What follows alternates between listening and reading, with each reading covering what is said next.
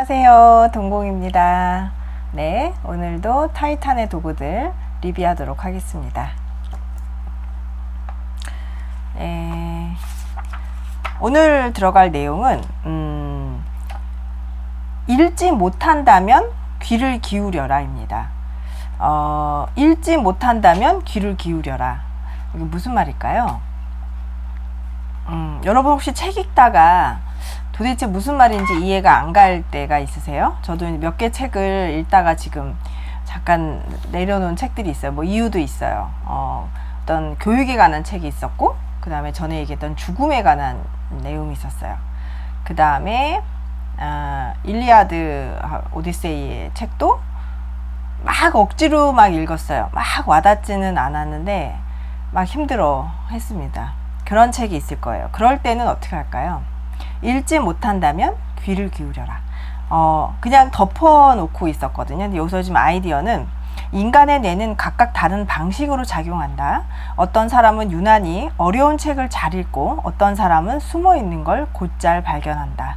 어떤 사람은 다른 사람보다 훨씬 잘 듣고 어떤 사람은 결정적일 때 설득력 있는 말을 잘한다. 따라서 우리는 어떤 사물과 대상을 바라볼 때 가장 잘 활용할 수 있는 감각을 선택하는 습관을 들여야 한다.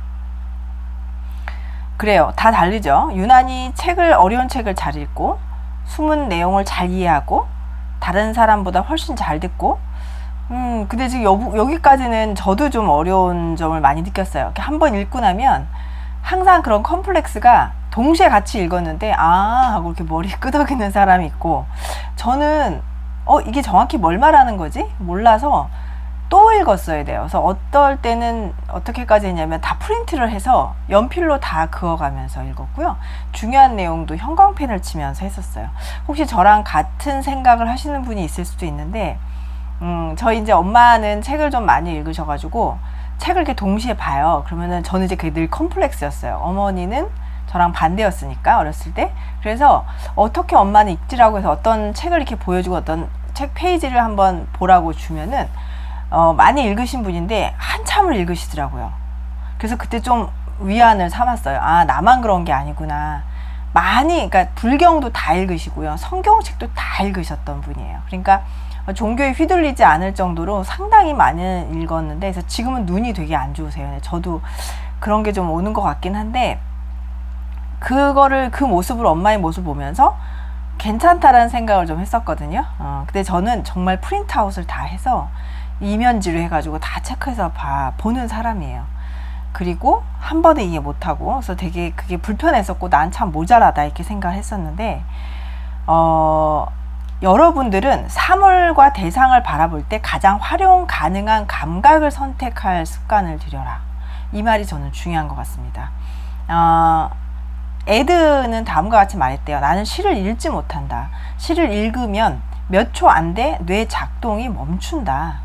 언젠가 호머의 일리아드를 읽기 위해 끙끙대다가 결국 포기했는데 그 작품이 운문시로 이루어졌었기 때문이다. 그러던 어느 날 저녁 식사 자리에서 한 여성이 그럼 읽지 말고 들어보세요 라고 말했대요. 그래서 오디오북 버전을 구입해 왔는데 놀라울이 많지 귀에 쏙쏙 들어왔다는 거죠. 그리고 일리아드가 그렇게 아름다운 작품인지는 미처 몰랐다 라고 말합니다. 어떠세요? 네, 좋은 방법인 것 같습니다. 그는 독창적이고 창의적인 인물이 되는 선결 조건으로 해석력을 들었다. 우리가 완전히 새로운 것을 만들어낼 기회는 거의 없다. 따라서 기존의 것들을 독창적이고 창의적으로 해석하는 게 크리에이티브의 본질일지도 모른다. 그러니까 해석을 독창적으로 하고 창의적으로 그냥 하면 돼요. 해석력이죠.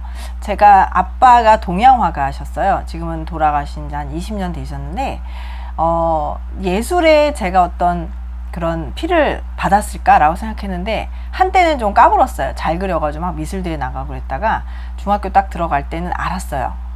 내가 재능이 없구나. 대신 저희 둘째 언니가 재능을 좀 타고났어요. 잘 그려요.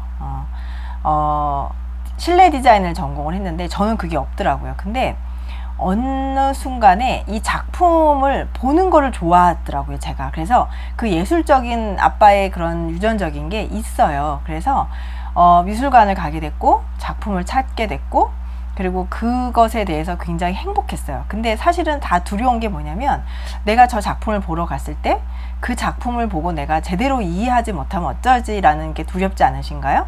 제가 이제 한 분한테 물어봤더니 그게 너무 두려워 자기는 못 간다라고 하더라고요. 근데 정말 그럴까요? 아니에요. 그분이 그린 건 다른 대상이더라도 내가 그걸 내 마음대로 해석하면 돼요. 그리고 그 해석이 마음에 들고 만족스러우면 돼요. 그래서 제가 여러 종류의 전시회를 이렇게 혼자 다니면서 한 번은 어디였더라? 과천에 있었나? 어디 대공원에서 했던 작품인데 이렇게 그림 말고도 조각 작품, 이렇게 설치 미술 같은 걸 했어요. 근데 그 방을 제가 이렇게 혼자 돌면서 느낀 건 이렇게 작품을 보면서 제가 중얼거리고 있더라고요. 그러니까 이 작품은 저거를 표현할 거야, 이걸 표현할 거야, 혼자 이렇게 중얼중얼 혼자 말하면 이상하잖아요, 미술관에서. 근데 제가 그러고 있더라고요. 그래서 뒤에서 이렇게 사람들이 와서 갑자기 제가 입을 다물었는데 그때 깨달았어요. 아, 나는 그냥 내 마음대로 해석하면 되는구나. 그리고 거기서 독창적인 거와 창의적인 거. 지난 시간에 제가 이 타이탄의 도구들의 얘기를 하면서 그 픽사 전시회 갔다 온 얘기를 했었거든요. 근데 정말 그냥 제 마음대로 해석하면 됩니다. 그리고 그 독창적이고 창의적인 해석에서 해석하는 게 크리에이티브의 본질이다 라고 하는 거죠. 난 이걸 느꼈고 이대로 그냥 가면 돼요. 자신감 있게. 그래서 혹시 그런 작품이나 음악 쪽이나 이제 오케스트라 같은 경우에 보통 제가 보러 가요. 그래서 아주 큰 돈을 내고 갈 수는 없지만 그거보다 좀 저렴한 곳을 찾아서 가려고 많이 노력합니다. 근데 그때도 그 음악을 들으면서 당당할 수 있는 게 내가 느끼면 되는 거야. 내가 저 작품을 이해 못 하더라도. 그래서 항상 그 미술관을 가거나 박물관을 가거나 아니면 음악의 오케스트라를 들으러 갈 때는 그거에 대한 작품에 대한 거를 인터넷으로 다 찾으면 나와요. 어떤 작곡가고 어떤 사람이고 어떤 화가인데 어떤 시대에 있었고 뭐에 많이 초점을 뒀었고 그 그림의 핵심은 뭔지 이런 거를 쭉 진짜 전철 타고 가시면 전철 타고 가면서 한번 훑어보셔도 됩니다. 부담을 갖지 마시고 그냥 가서 그렇게 즐기시면 되고요. 그게 제일 중요한 것 같아요. 근데 그거를 딱 한 제 팁을 드리면 처음에는 답답해요. 못 받아들이니까. 제가 해석을 못하니까. 근데 그게 하면 할수록 늘어요. 그래서 제가 누군가한테 설명을 해주고 있더라고요. 도슨트도 많이 활용하고 있습니다만 제가 느끼고 나서 항상 작품을 보면은 제목과 그 내용과 그림의 유형을 먼저 보지 않고 작품을 먼저 봐요. 그래야지 제가 느낀 거를 갖다 맞췄을 때 맞나? 이 사람이 그린 게 맞나? 해서 그걸 이렇게 퀴즈처럼 혼자 게임을 하면서 그렇게 미술관을 투어를 하는데 정말 이렇게 뚫어지게 보고 나서 느낀 점을 다 종합을 해요. 그 다음에 그 제목을 읽게 됩니다. 그러면서 머리를 끄덕이는 거죠. 맞았구나 아니면 아니어도 상관없습니다.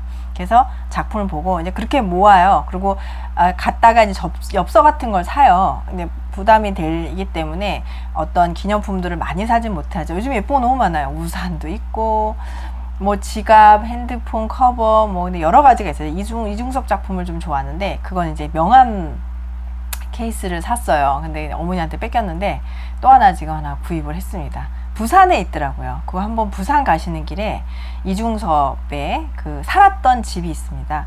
진짜 작아요. 들어갈 수 있어요. 들어갈 수 있고 그 제주도의 독특한 그 문 아시죠? 문 이렇게 나무로 이렇게 돌이 세워져 있으면 이렇게 갇혀 있으면은 닫아져 있는 거고 이렇게 내려 있으면 열려 있는 의미죠. 제주도가 그렇게 열려 있더라고요. 그래서 들어가서 이렇게 부엌이랑 볼 수 있습니다.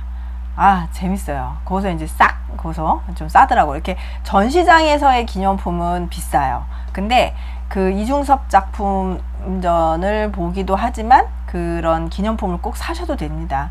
사실 때는 그 부산에서는 되게 쌌던 것 같아요. 그 앞쪽에 많거든요, 샵이. 그래서 그래서 창의력하고 독창성을 기르는 것이 크리에이티브의 본질이다. 이런 거고요. 간단히 말해서 창의력은 창의력 해석력이다. 독창성은 독창적인 해석력이다.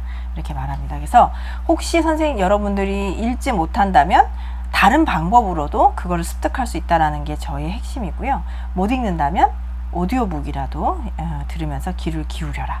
다른 방법으로 여러분이 얻을 수 있을 거라는 거죠. 그래서 창의력, 독창력에 대한 얘기를 좀 해봤어요. 나중에 작품을 보시거나 그러면 꼭 한번 제 팁을 활용하시기 바랍니다. 하나만 더 얘기 드릴게요. 고등학교 시절에 에드는 애니메이터가 되고 싶었고 미술에도 뛰어났다. 여러분이 혹시 지금 잘하시는 것이 있으세요? 근데 그 잘하는 거하고 막상 내가 미래에서 해야 되는 거하고 안 맞아요.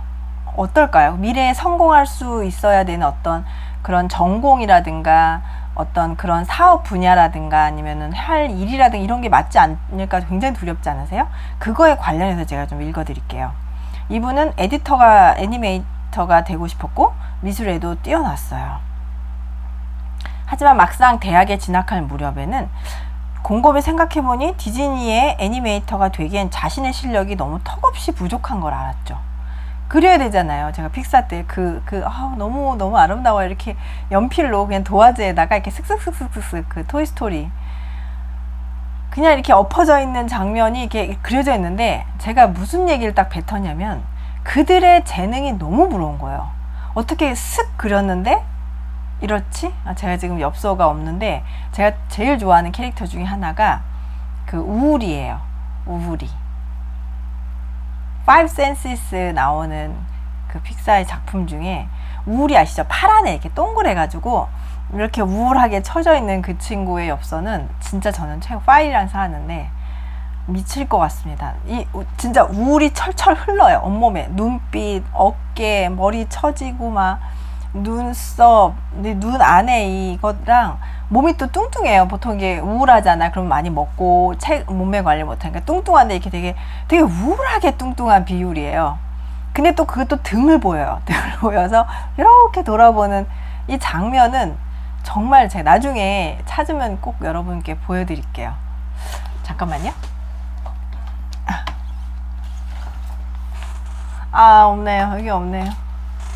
네, 찾으면 제가 꼭 보여드릴게요. 진짜 아름답습니다. 그런 해석이 나오려면 일단 그려야 되죠. 근데 이분이 그림이 실력이 안 된다는 걸 알았어요. 그래서 그는 물리학으로 전향했대요. 안 맞죠? 물리학과 애니메이션이 서로 전혀 어울리지 않는다고 생각하는 사람들이 많죠. 결국에 에드는 세계 최고의 애니메이터로 돌아왔습니다.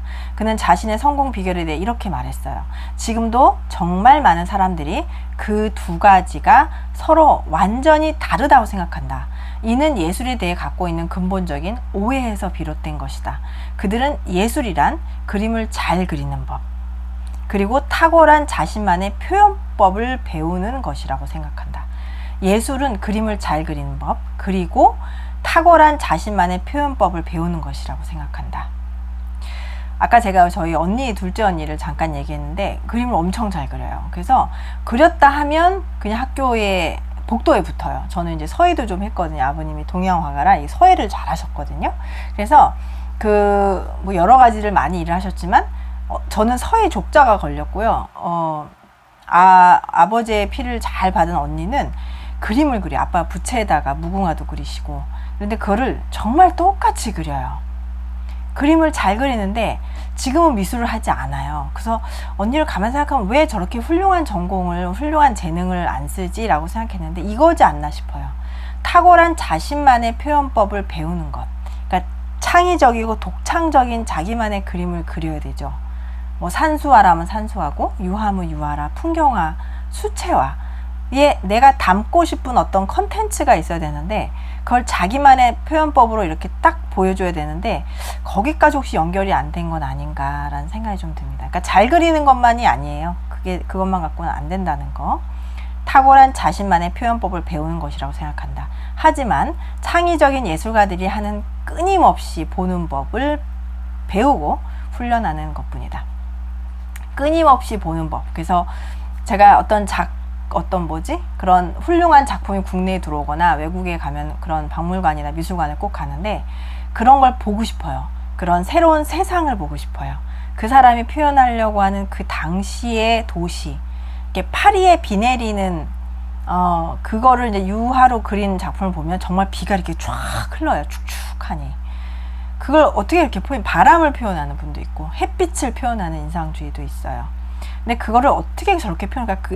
그것으로 저는 창이 되는 것 같아요. 이렇게 내다볼 수 있는. 근데 그런 거를 충분히 배우고 훈련하는 것이 창의적인 예술가들은 필요하다라고 합니다. 그래서 제가 결혼을 했는데 혼자 이 미술관을 다니다 보니 부부가 비슷해지는지 신랑도 지금 제가 파리를 못 가는데 혹시 파리를 출장을 간다 그럼 혼자 로댕 미술관을 가요. 저는 거기를 너무 가고 싶었거든요. 그때 갔을 때 로댕 등짝만 보고 왔거든요. 이렇게 차가 이렇게 훅 지나가가지고 그래서 가이드가 저기 로댕 등짝 보인다고 그래서 막 일어나서 카메라로 찍어서 이게 너무 빨리 가갖고 못 잡았어요. 네. 그걸 신랑이 그 다음에 혼자 파리로 갔을 때는 저한테 로댕에 가서 다 찍어오고 그 다음에 저한테 책도 사다 줬어요. 그 다음에 또 파리를 가더니 제가 이제 모네를 좋아하는데 또 모네의 또 전시관을 가서 또 사오더라고요. 모네의 겉 표지만으로도 그 가이드북, 그 미술관 가이드북만 봐도 심장이 막 쿵쿵 뛰어요. 색깔이 너무 아름다웠고 왜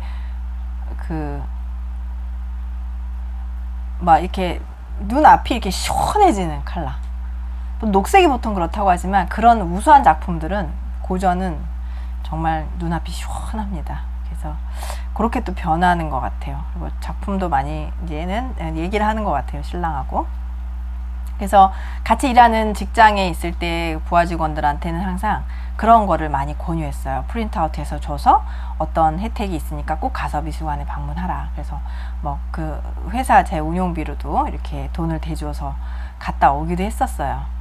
그런 때가 좋았던 건데 그렇게 딱 받아서 얼른 하시는 분들도 있고 뭐 이런 걸 하지? 이런 직원들도 있었던 것 같아요. 근데 확실히 많이 봐야 됩니다. 경험을.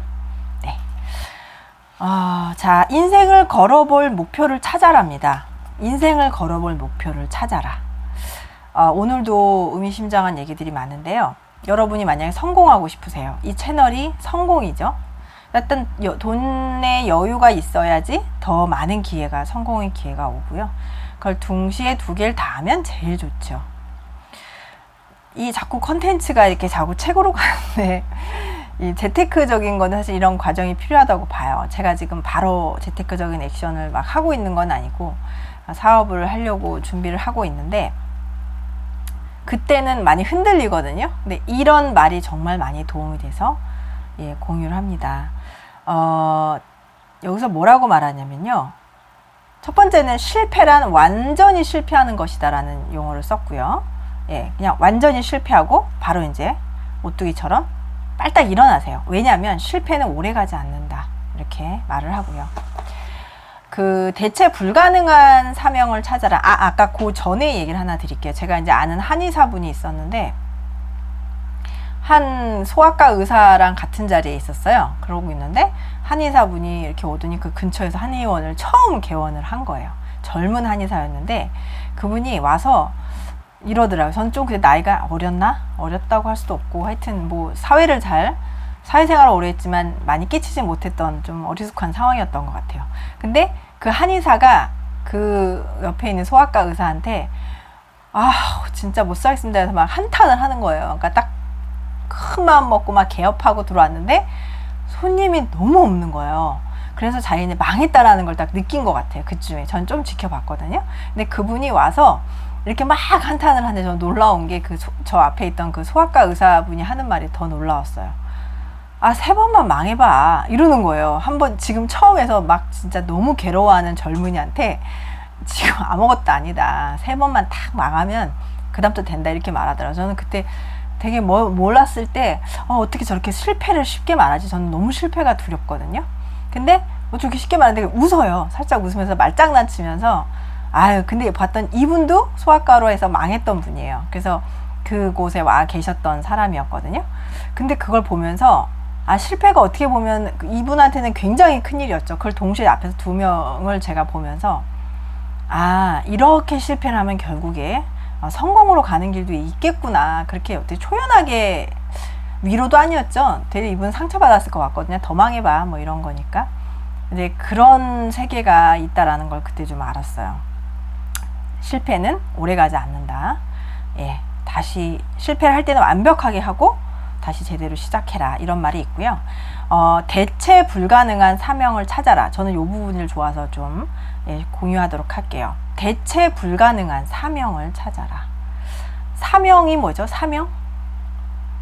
사명은 꼭 해야 되는 거잖아요. 그쵸? 다른 사람이 해결하지 못한 문제를 찾아내는 거라고 합니다. 다른 사람들은 엄두도 내지 못하는 문제를 해결하려는 노력이다. 그러니까 예를 들어서 이런 거예요. 트렌드가 있으면 그 트렌드를 막 쫓는 거예요. 저 얼마 전에 그 쇼핑몰 쪽을 한번 알아봤거든요. 개인이 하는 쇼핑몰을 한번 하나 해볼까? 뭐 해서 쫙 다 조사를 한번 해봤어요. 뭐 공유할 정도까지는 아닌데 요즘에 이제 온라인 홈쇼핑을 개인적으로 1인 기업가로서 하는 분이 많잖아요. 그래서 그쪽으로 공부를 한번 쫙 해봤어요. 어떤 제품을 선택하고 어떻게 홍보하고 어떤 SNS를 활용하고 어떤 문구를 넣고 뭐 이런 노하우들을 쫙 이제 제 그 사업 아이디어 노트에다 다 적어서 했는데 지금은 좀 멈췄어요. 아, 저랑은 조금 안 맞을 수도 있다는 생각으로 지금 생각을 조금 더 하고 있는 중인데 사실은 저희 앞에 아파트에 앞집에 계시는 한 주부님이 하시는 것 같아요. 정말 택배가 막 어마어마하게 쌓였어요. 제가 딱 그걸 공부하면서 보니까 저게 뭐지라고 했는데 아, 쇼핑에 약간 이렇게 된 분인가 보다. 그게 아니라 제가 볼 때는 그 온라인으로 쇼핑몰을 운영하는 분인 것 같아요. 신랑 나중에 들어와서 맞는 것 같다고 하더라고요. 뭐 점점 그렇게 하나씩 해가면서 성장하시겠죠. 근데 그때 제가 뭘 찾았냐면 아이템 중에 뭐가 제품이 좋을까라고 생각했는데 거기에 그게 나온 거예요. 왜 나 혼자 산다 해서 화사가 뭐 그 막창 먹고 뭐 이렇게 대창 먹고 이렇게 인기도 있었죠. 그거 보고 저는 진짜 깜짝 놀랐거든요. 안 좋아하는 음식인데 저도 먹었으니까요. 근데 그때 다음에 나온 게 오락기가 있었어요. 이렇게 집에서 하는 레트로 이렇게 동전 넣고 막 이렇게 하는 오락기인데 그게 세상에 이름이 화사의 오락기? 뭐 이런 이름으로 올라와 있는 거야. 그게 이제 순간 트렌드를 탁 잡아서 많은 사람이 저거다고 구입할 거니까. 그럼 또 어느 순간 그게 또 시들어질 수 있잖아요.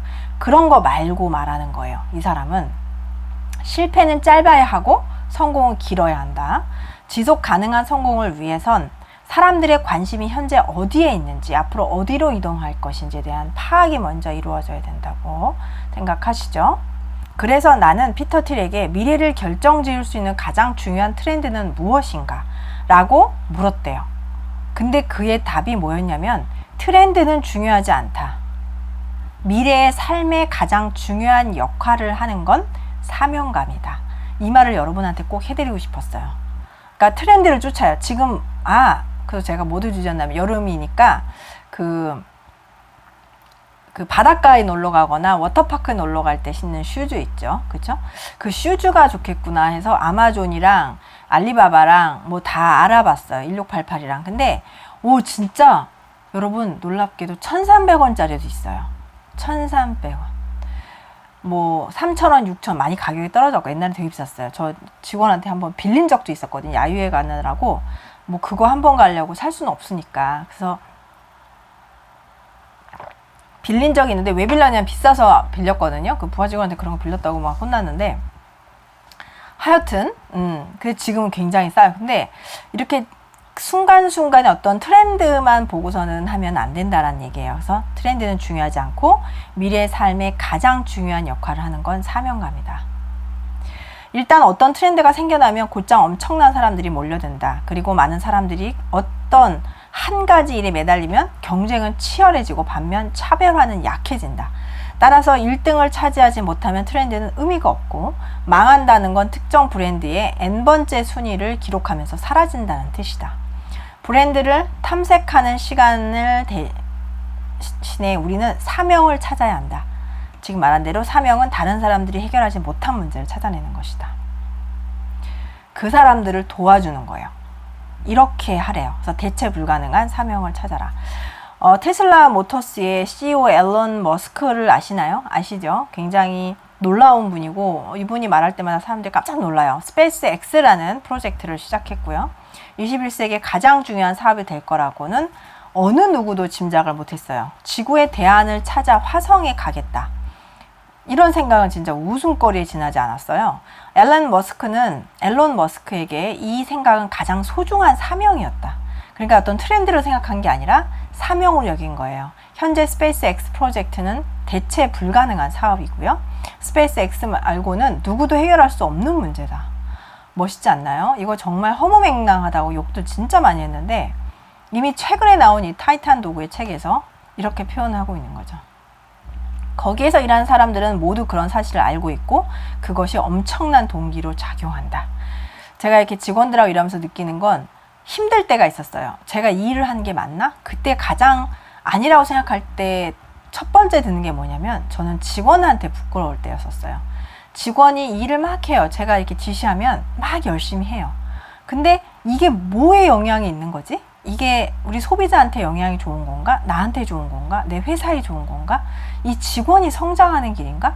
근데 그게 아니에요. 그냥 시키니까 이 사람은 하는 거고 나는 시켜야 되는 상황이었는데 이게 어느 누구한테도 동기부여가 되지 않는다고 생각하면 제가 너무 아팠었어요. 아팠고 결국은 떨쳐내고 나왔습니다. 아무런 의미가 없어요. 저는 이럴 때가 제일 아파요. 그가 성공한다면 엄청난 수익을 거둘 것이다. 설령 실패한다 해도 많은 사람들이 다시 언제나 새로운 것을 빨리 찾아가는 그에게 베팅할 것이다. 그래서 실패는 오래가지 않을 것이다. 앨런 머스크는 이렇게 말했다. 인생을 걸만한 계획이나 목표가 있다면 가장 먼저 해야 할 일은 타인이 절대 대체할 수 없는 나만의 사명을 찾는 것이다. 찾다가 오죽했으면 화성에 갈 생각을 했겠는가. 이건 아무도 못할 일이라고 생각했더니 웃음이 사라지고 진지해지기 시작했다. 이렇게 말합니다.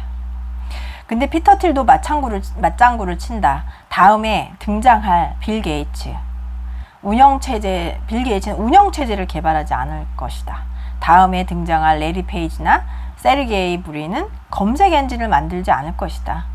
그리고 다음에 등장할 마크 주커버그는 소셜 네트워크를 창조하지 않을 것이다. 당신이 그것을 멋지게 모방했다는 건 그들에게서 아무것도 배우지 못했다는 뜻이다. 이렇게 말합니다. 멋집니다. 그쵸? 다 만들어져 있으니까요. 그런 걸 모방하는 건 아무것도 여러분은 얻은 게 없습니다. 새로운 가장 필요한 곳에 뭐가 있는지 찾아서 사명감으로 일을 하셔야 된다라는 얘기예요. 여러분이 혹시 지금 하고 싶은 일이 있다 생각하시면 그 일이 단순한 트렌드를 쫓는 것이냐 아니면 나의 사명으로 무언가를 바꾸고자 하는 그런 중요한 일인가를 생각해 보시는 게 좋을 것 같습니다. 답이 아니라 질문을 찾아라라고 합니다. 여러분 답을 찾죠? 저도 계속 답을 찾고 있었어요. 뭐로 성공할까? 뭐로 재테크를 할까? 뭐로 돈을 벌까? 뭐로 경제적인 자유를 얻을까? 뭐로 나를 동기화시키고 뭐로 나 주위 사람들을 행복하게 할까? 제가 그전 영상에서 얘기한 것 같은데 가장 뭐를 해야 될까라는 말을 제 입으로 뱉어본 적이 없는데 그때 딱 말했던 게 제 주위 사람들이 행복하게 해주고 싶다라고 하는 거였거든요. 제가 먼저 여유가 있어야 될 것 같아요. 그래서 늘 답이 뭐지 이랬는데 여기서는 답이 아니라 질문을 찾아라 라고 합니다. 피터는 강의실에 앉아있는 대신 새로운 걸 만들고자 노력하는 청년들에게 10만 달러를 지급하는 장학금 제도를 운영하고 있다. 그는 재능 있는 사람들이 모두 똑같은 명문대에 진학해 몇 개 안 되는 똑같은 과목을 공부하고 결국 몇 개의 똑같은 직업을 선택하는 사회는 비전이 없다고 강조한다.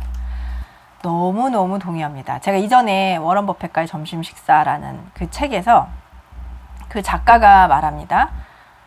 정말 우수한 최고의 경제학자들이 나오는 그런 엘리트 코스를 밟고 나왔는데 자기는 너무 바보가 됐다라고 말하죠. 그 얘기랑 같은 말입니다. 그 또한 스탠퍼드 대학에서 법학을 공부하던 시절 이 같은 잘못된 길과 답에 열중했었다고 회상한다. 그는 끝없는 경쟁에 내몰리는 젊은이들에 위해 이렇게 조언했다. 어디서 어떻게 누구와 경쟁할 것인지를 고민하지 마라. 그 대신 그 큰 성공을 위해 경쟁심을 버리려면 어떻게 해야 할까를 자신에게 질문하라. 이렇게 말합니다. 더 큰 성공을 위해 경쟁심을 버리려면 어느 누구와도 경쟁할 것인지 고민하지 마라. 더 큰 성공을 위해 경쟁심을 버리려면 어떻게 해야 할까? 그냥 그 이상을 해야 된다는 거죠. 앞에 있는 앨런 머스크 얘기랑 비슷한 것 같아요. 나아가 그는 자신의 일과 사업, 아이디어를 시작하고는 사람들이 스스로에게 던져야 할 질문 2개를 제시한다. 요거 너무 여러분들하고 나누고 싶었습니다. 첫째는요, 일과 사업 아이디어를 시작하고자 하는 사람. 네, 저희들인 것 같죠? 내가 매일 떠올리는 문제들 중 아직 아무도 해결 못한 것은 무엇인가? 네, 저는 하나 떠오른 게 있었어요. 그래서 그걸 좀 해보려고 하는데, 네, 둘째, 아직 아무도 세우지 않은 멋진 회사에 대한 아이디어는 무엇인가? 이겁니다. 그의 이 지혜로운 질문들을 빌려 나 자신에게 질문을 던진다. 다른 사람들은 미쳤다고 생각하지만 나는 사실이라고 믿는 게 있다면 무엇인가? 다른 사람은 미쳤다고 생각하지만 나는 사실이라고 믿는 거. 그런 걸 좀 찾아야 되겠네요. 그쵸? 피터는 특히 열정을 가진 젊은 창업가들이 가장 먼저 다음 3가지 질문을 답해야 한다고 강조한다. 첫 번째는 독점 문제입니다. 소규모 시장에서 큰 폭의 점유율을 차지하며 시작하는가? 소규모의 시작에서 큰 폭의 점유율을 차지하며 시작하는가? 큰 시장 아니에요? 소규모 시장. 비밀 문제입니다. 2번째는 다른 사람들은 미처 알아차리지 못한 독특한 기회를 발견했는가? 3번째는 유통 문제입니다. 제품을 만드는 데서 끝나는 게 아니라 고객들에게 전달할 수 있는 방법도 있는가? 이겁니다. 인생을 걸어볼 만한가? 그렇다면 답이 아니라 질문을 찾아야 한다. 그래야 극소수의 사람들만 동의할 것 같은 독특한 아이디어와 기회, 방법을 얻을 수 있다. 그곳에서 시작할 때 우리는 아무도 생각지 못한 결과를 이끌어낼 것이다. 폭발적인 아이디어는 어떻게 탄생하는가입니다. 아이디어로 많이 고민하고 계시죠? 제가 조금 놀랍게 읽은 책이 이제 손정희 대표의 책이에요. 그분의 책은 그래도 한 3권 이상 읽은 것 같긴 한데, 독특한 내용은 뭐냐면 이제 사자성어를 상당히 많이 쓰시고요. 그리고 손자병법을 좋아하시고요.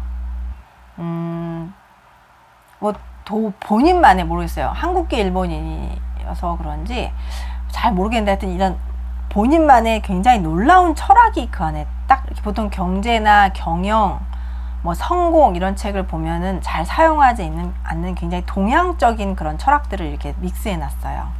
꼭 한문을 사용하시고요. 그 내용들 중에 하여튼 손정희 대표는 무조건 강력해요. 다 강해요. 대충 하는 게 없어요.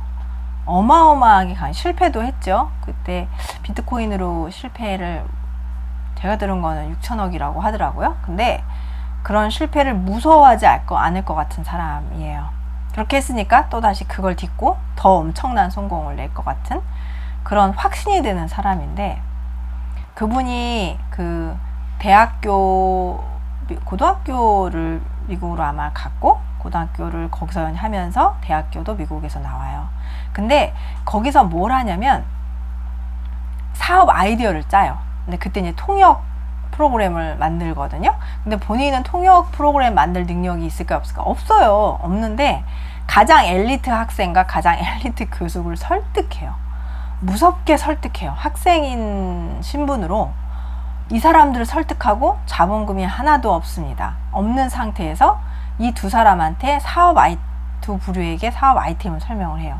그러면서 이 분들에게 돈도 지금 한 푼도 줄 수 없지만 이걸로 성공하게 되면 반드시 그에 합당한 걸 주겠다 이렇게 말하고 시작을 했는데, 그게 어마어마한 성공을 이미 대학생 때 이뤄내는 무서운 사람이에요.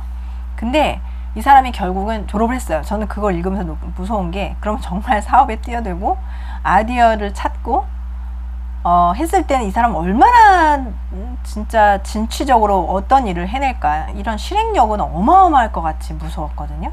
근데 이분이 딱 대학을 졸업하고 다시 일본으로 가서 본인만의 조그만한 회사를 차릴 것도 아니게 사무실 하나 얻어요. 집에서 딱 나와서 사무실 얻어서 거기서부터 이제 아이디어를 짜는 거죠. 대학 때 이미 그런 엄청난 아이디어를 낸 사람이면 어마어마하겠죠. 근데 저는 지금도 좀 힘든 게 뭐냐면 그분을 되게 따르고도 싶어요. 근데 그분이 그 아이디어를 얻는 과정에 노력하는 게 뭐라고 나오냐면, 한 아이디어 딱 꽂혀요. 제가 아까 홈쇼핑 잠깐 얘기했죠. 온라인 홈쇼핑. 딱 꽂히면 바닥부터 사람 키만큼의 높이의 어떤 그 페이퍼워크들이 쌓인대요. 그렇게 완벽하게 조사를 하는 거예요. 한 컨텐츠에 대해서. 하나의 본인이 하려는 사업의 내용에 대해서. 그렇게 아침에 출근해서 혼자 사무실에서 혼자 아이디어를 짜고 자료를 조사하고 하는 걸 얼마나 했는지 아십니까? 여러분 혹시 잠깐 쉬어보셨어요? 직장 안 다녀보셨어요? 백수를 있으셔 보셨어요? 생활비가 없고 그분은 이미 가정이 있었고 자식도 있었어요. 그런 사람이 대학을 나와서 그런 아이디어를 짜러 그 사무실에 가서 그런 시간을 보내고 있을 때 얼마나 자괴감이 들까요? 빨리 취직하고. 그게 제가 그저께 얘기한 그 시타르타, 나는 굶을 수 있습니다 라고 말하는 거예요. 기다릴 수 있는 사람이었던 거예요. 그러니까 아무 거에나 뛰어들지 않고 아무나 좋지 않은 상황에 그냥 아무거나 잡아서 일을 하거나 직장 일을 차거나 그 몇 푼을 벌고자 노력했던 사람이 아니라는 거가 증명이 되는 거죠. 얼마를 그렇게 했냐면요, 1년 반을 합니다. 그 하루하루가 어땠을까요? 얼마나 많은 양의 사업을 구상했을까요? 진짜 대단한 사람인 것 같아요. 그래서 지금 제가 아이디어를 짜다가도 나 페이퍼워크 이만큼 됐나? 나 1년 반 동안 이거 해야 되나? 막 이렇게 하면서 되게 고민을 했고요. 앞쪽에 피터 틸이 말한 것처럼 혹시 10년 동안 여러분이 투자해서 성공할 사업이 있다면 왜 6개월 안에 하지 못하는가로 굉장히 일침을 놨죠. 그 말처럼 좀 빠르게 뭔가를 또 떠올려야 되지 않습니까? 네, 여기에 소제목이 뭐냐면 10개를 떠올리기 힘들다면, 그 책에도 뭐라고 나와 있냐면 이분은 하루에 50개씩 아이디어 단어를 노트에 적었대요. 손정희 대표는. 지독합니다.